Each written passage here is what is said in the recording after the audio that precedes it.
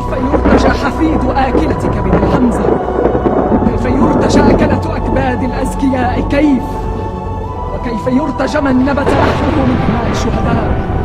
وكيف يستبطئ في كرهنا أهل البيت؟ جب اسیران آل محمد کا یہ غمزدہ کارواں کوفہ پہنچا تو عقیلہ قریش بی بی زینب سلام اللہ علیہا کو اپنی سونپی ہوئی ذمہ داریاں نبھانے کا موقع ملا۔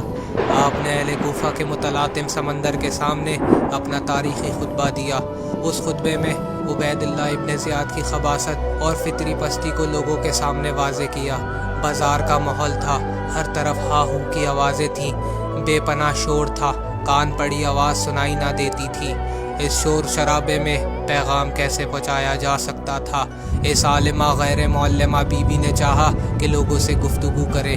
اسی اثنا میں آپ نے اپنے مبارک ہاتھ سے لوگوں کی طرف اشارہ کیا اور کہا، خاموش ہو جاؤ۔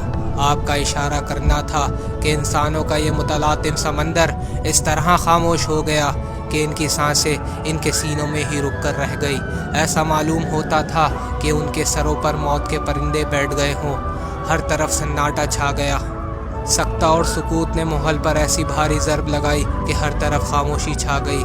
راوی بیان کرتا ہے، امام علی علیہ السلام کی بیٹی بی بی زینب سلام اللہ علیہا نے لوگوں کو صرف اشارہ کیا تھا اور ان کی سانسیں جہاں تھیں وہاں پر ہی رک گئی تھی، حتیٰ کہ اونٹوں کے گلے کی گھنٹیاں تک خاموش ہو گئی تھی۔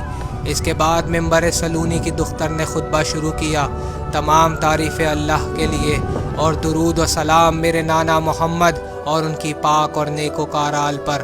حمد پروردگار کے بعد آپ نے فرمایا، اے کوفے کے رہنے والو، اے وہ لوگو جو مکر و فریب اور فریب و دجل کے پیکرو، تم بےہودگی کے عادی ہو۔ کیا تم لوگ اب ہمارے مصائب و عالم میں گریہ کناں ہو؟ تمہاری یہ آنکھیں کبھی آنسوؤں سے خشک نہ ہو، تمہارے یہ اشک و آہ کبھی ختم نہ ہو۔ تمہاری مثال تو اس نادان و احمق عورت جیسی ہے جس نے اپنے رشتے اور تعلق کو محکم کرنے کے بعد خود ہی توڑ ڈالا ہو۔ تم نے بھی ہمارے ساتھ اپنے رشتے کو مضبوطی سے باندھنے کے بعد توڑ دیا۔ کیا تم میں فتنہ و فساد، خوشامد اور خود بنی، نخوت و تکبر کے علاوہ بھی کوئی چیز ہے؟ تم جاہلیت کے اخلاق و صفات کی طرف پلٹ گئے ہو۔ تمہارے کردار اب کنیز زادوں کی طرح چاپلوسی، دشمنان دین کے ناز و نخرے اٹھانے کے سوا اور کچھ نہیں۔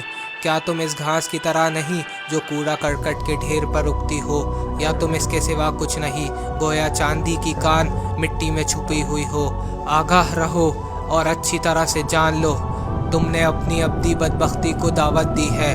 مطمئن رہو کہ اللہ کا عذاب پورے شد و مت کے ساتھ تم پر آ چکا ہے اور تم عذاب خداوندی میں ہمیشہ ہمیشہ کے لیے گرفتار ہو چکے ہو۔ تمہارے ضمیر پر بھی حیرت ہے، ہمیں قتل بھی کرتے ہو اور پھر ہم پر روتے بھی ہو۔ باخدا تمہیں رونا ہی چاہیے، اب تم زیادہ رو گے اور کم ہنسو گے۔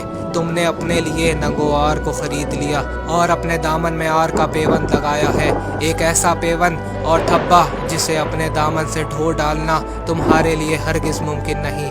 اب تم سے کیسے ممکن ہے کہ تم خاتم النبی کے خاندان کے قتل کے جرم کو اپنے سے جدا کر سکو؟ وہ پیغمبر جو رسالت کی کان اور عظیم ترین رسالت کے معدن ہے، اور امام حسین جو جوانان جنت کے سردار ہے، تم نے انہیں شہید کر ڈالا جو تمہارے لیے پناہ اور ہدایت کا چراغ تھے، جو تمہارے لیے مصائب کے طوفان میں نصرت و سکون کا مرکز تھے، وہ تمہارے لیے روشنی بخشنے والے چراغ اور تم پر اللہ کی حجت تھے، وہ تمہاری سنتوں کا مرکز تھے۔ جان لو تمہارا جرم بہت سنگین ہے، خدا کرے تم خیر و سعادت سے محروم رہو، تمہارے ہاتھ ٹوٹ جائیں اور اس گناہ عظیم میں شدید نقصان سے دوچار رہو۔ تم نے اپنے آپ کو غضب الہی کا حقدار ٹھہرایا، ذلت و شکست کے تازیانے ہمیشہ ہمیشہ تمہارے سروں پر پڑتے رہیں گے۔ تم نے بدترین کام انجام دیا جس کے باعث خوف ہے کہ آسمان میں شگاف پڑ جائے، زمین پھٹ جائے اور آسمان گر پڑے۔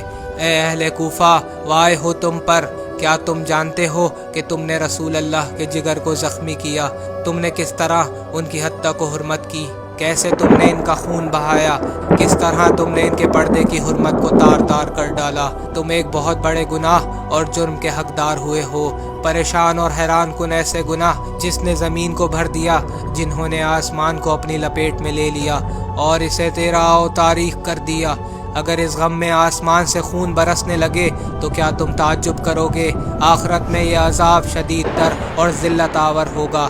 اس دن کوئی تمہاری مدد کرنے والا نہ ہوگا۔ اب تمہیں اللہ نے اپنے عذاب سے جو مہلت دی تھی، یہ خیال نہ کرو اس ذات نے تمہارے گناہ کو چھوٹا جانا، کیونکہ اللہ تعالیٰ سزا دینے میں جلدی نہیں کرتا اپنے امر میں۔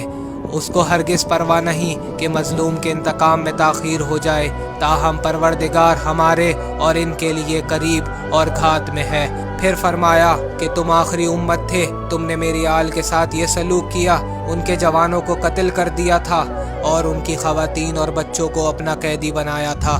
بتاؤ اے اہل کوفہ، تم اپنے رسول کو کیا جواب دو گے؟ میں نے تمہیں واعظ و نصیحت کی تھی، تم تک اللہ کا دین پہنچایا تھا، تم نے میرے بعد میرے اہل بیت کے ساتھ یہ سلوک کیا۔ میرے کار رسالت کی یہ جزا تھی جو تم نے دی، میری رسالت کا اجر تو میرے اہل بیت سے مودت تھی، لیکن تم نے اس عہد کی خلاف ورزی کی۔ مجھے خوف ہے تم پر بھی وہی عذاب نہ آ جائے جو قوم ارم پر آیا تھا۔